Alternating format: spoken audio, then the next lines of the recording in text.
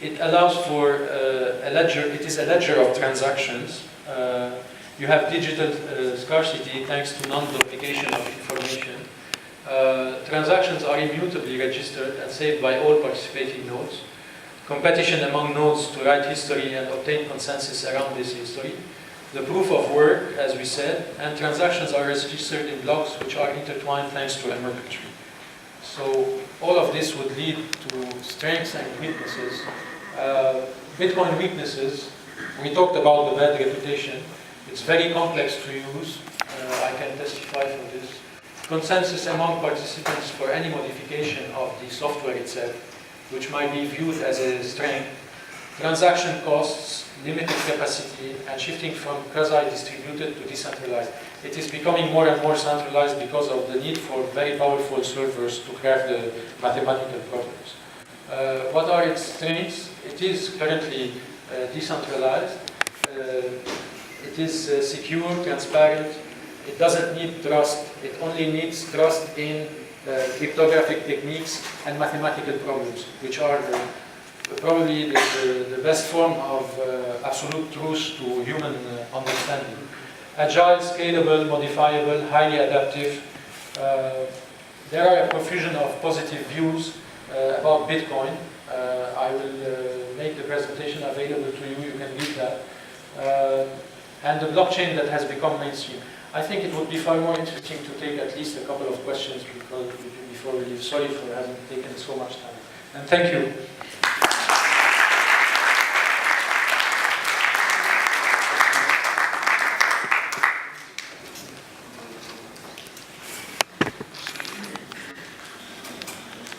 Yes.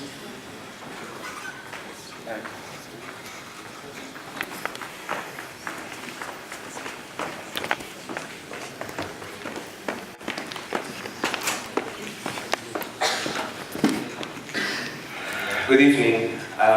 Just to be clear, I have a very humble knowledge when it comes to finance, but I came to this lecture because my sister is majoring and she's doing her master's in finance. And actually I started mining Bitcoins back in 2012, way before the huge peak in 2013. I even used cloud mining, CX cloud mining, and all this stuff. So since you're an expert and one of the few experts in Lebanon, I just wanted to ask you concerning the private sector. You know, Bitcoin is it fluctuates a lot. We have like online wallets that are really vulnerable. We even have like a lot of hackers. They don't just like steal your wallet. They even install silent miners on your computer. You know, we're in countries that doesn't even have PayPal, and it would cost us a fortune to actually buy the adequate mining software, hardware. You know, we can't just mine Bitcoin on a simple computer with a like really weak GPU or CPU. So how would you think that it would be like a good procedure to convince the private sector in Lebanon to employ Bitcoin? Thank you. Thank you for your question. The answer will be very quick. Unfortunately, in Lebanon, the regulator, which in this case is Banque du Liban, prevents or prohibits, according to how you understand two words in the same declaration by Banque du Liban in Arabic, one that says يحذر and the other that says يحذر. So there are the two words in the document. It discourages or prohibits the use of Bitcoin and cryptocurrencies. I think this comes from probably this period whereby we had all the negative press about Bitcoin, because the circular by BDL was issued at the end of 2013, a time where we had a lot of problems. So this is the regulatory answer. As for the practical day-to-day answer, I very frankly believe this technology, maybe the presentation was too much concentrating on Bitcoin because we haven't had the time to go over blockchain, but I believe this technology is really the future of money and of finance, not forcibly Bitcoin, maybe another cryptocurrency, but for sure a blockchain based on Bitcoin principles, proof of work, hashing, Merkle tree, etc. So it definitely is a subject of interest. It should be a subject of interest for finance undergrads or graduate students, because the foremost characteristic is this idea of a trustless system. You don't need trust to transact. This is revolutionary. The Economist said in 2015, I think, there was this article that said it comes. I think I have it here. That the notion of shared public ledgers may not sound revolutionary or sexy. Neither did double-entry bookkeeping or joint stock companies. Double-entry bookkeeping and joint stock companies, we're talking end of Middle Ages, early Renaissance. So this compares as a historical paradigm change, you see. And that's my belief also. So in a nutshell, definitely keep interest, even if you don't mind. Yes, please. Microphone. Sorry, microphone. No. Yeah. Sorry, please. Hi, good evening. I just want two clarifications. You said that the hackers do not have any incentives at the end to hack or crack the Bitcoin score. So what incentives did they have when they did hack it? And what would you propose to prevent them to hack it today? And the second thing, to actually own or have Bitcoins, you need the fiat currency today to pay for it, right? So you're not suggesting that it will replace what the means that we are using today completely. Sorry, I don't got the second part of your question. Today, to own Bitcoins, you need to pay for them with our means that we use today. For example, the dollar, Yes. right? Yes. So it will not completely replace. So Bitcoins won't really replace the means that we deal with today. Okay. So for the first part of your question, thank you for the question.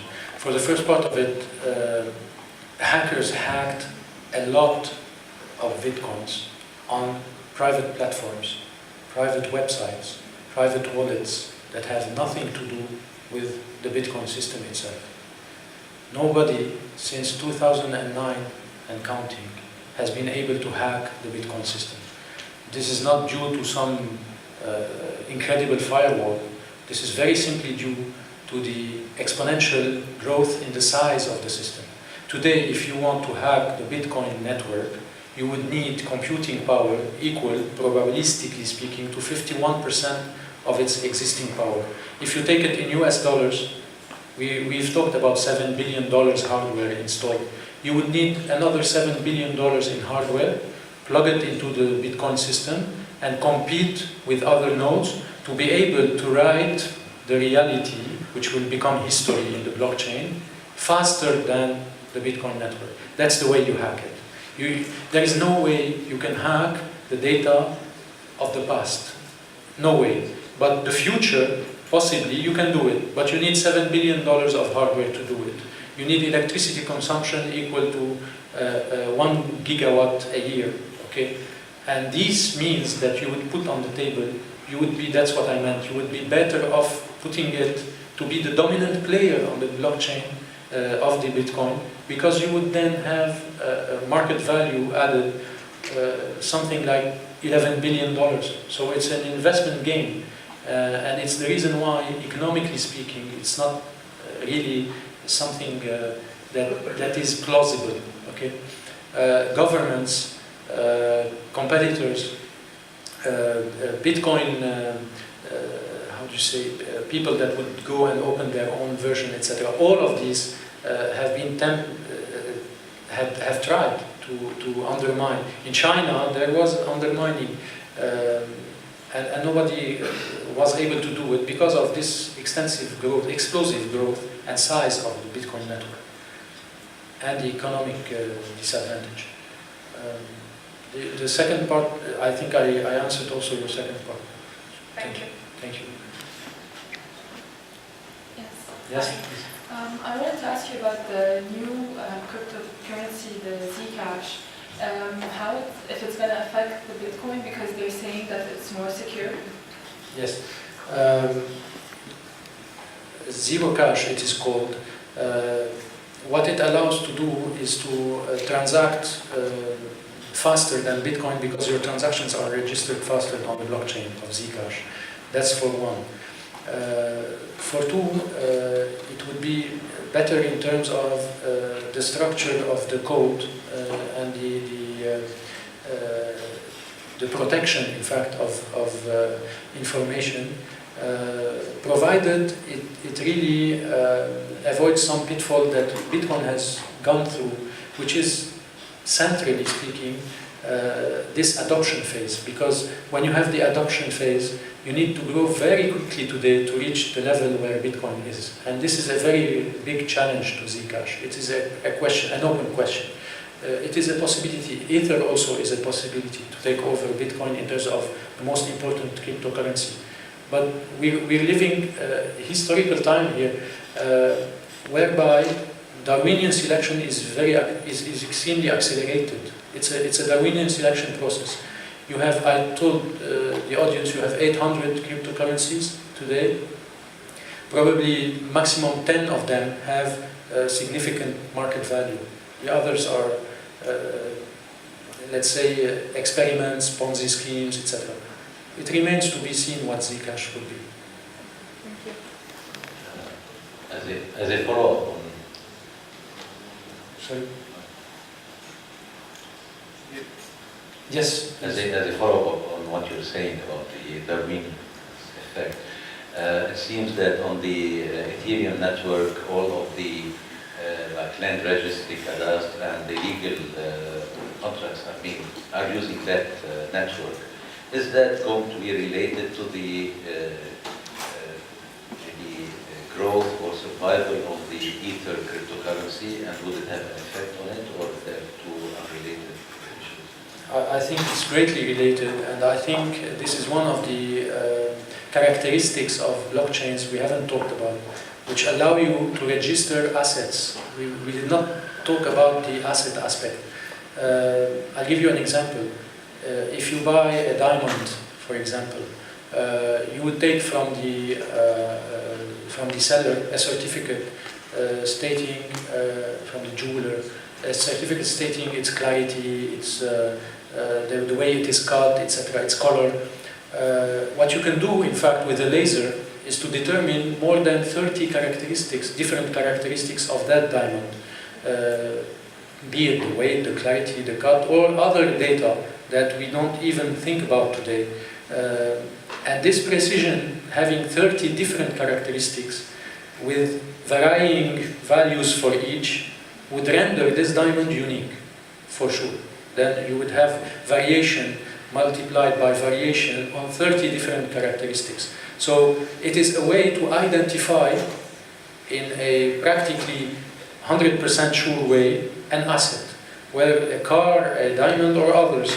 And then you would register this identification on the blockchain. Obviously not the diamond itself, you don't plug it in. You register this identification. And this is the way many participants today are trying to build blockchains of land registries, of other assets that are definitely the future. And in Ether in particular, the code was built with that in mind. The ability to build a top Ethereum blockchain, such kind of assets, and register them. Bitcoin allows also to do that. It's a bit more complex, but it's clearly doable. And the advantage is that Bitcoin has today a network far more far larger than Ethereum.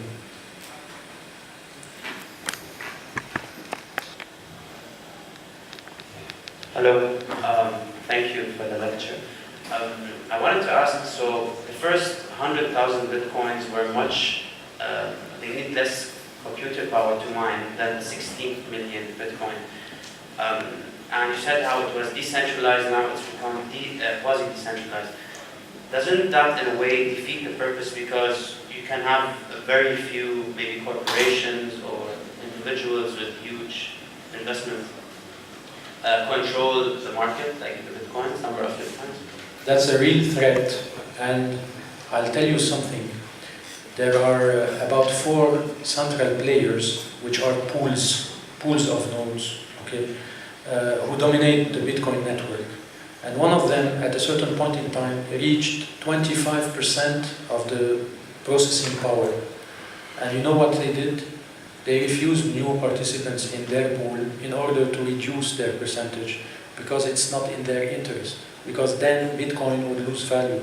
People would be doubtful about it, of being a distributed network, etc., etc. So yes, this is a real threat, absolutely. Okay, thank you.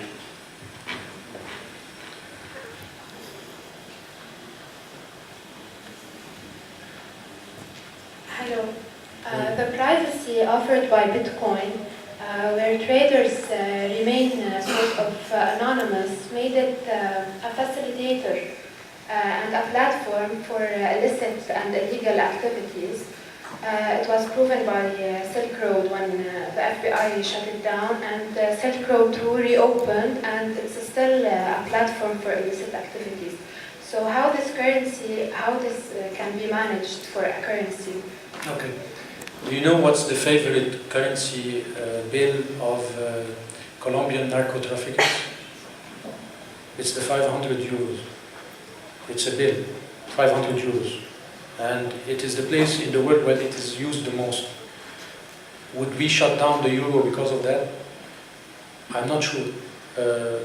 Bitcoin has served a lot of NGOs across the planet, because it's very easy to send money from an end of the planet to the other, to the antipode. Okay?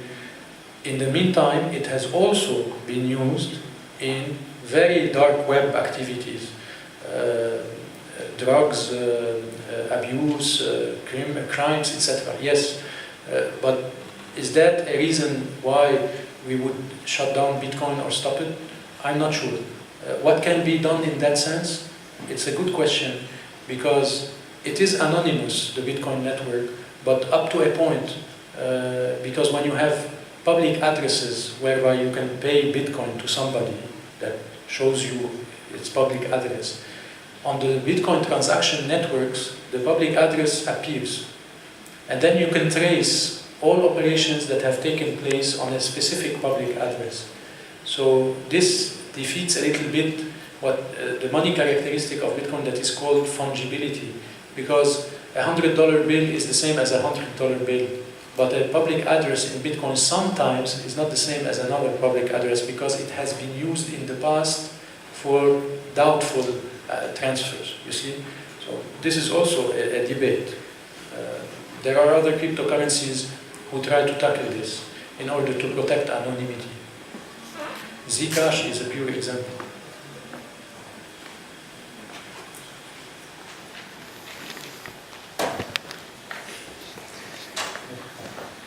Good evening. One more question. Speaking, do you think that by using Bitcoin by the time it will cause a threat of deflation to the world economic-wise? Bitcoin is a deflationary asset by definition. It will reach 20 million and stop, 1 million, sorry, and stop there. Would it imply a deflation risk? I think the day Bitcoin would overcome other international currencies in trade and as a unit of exchange,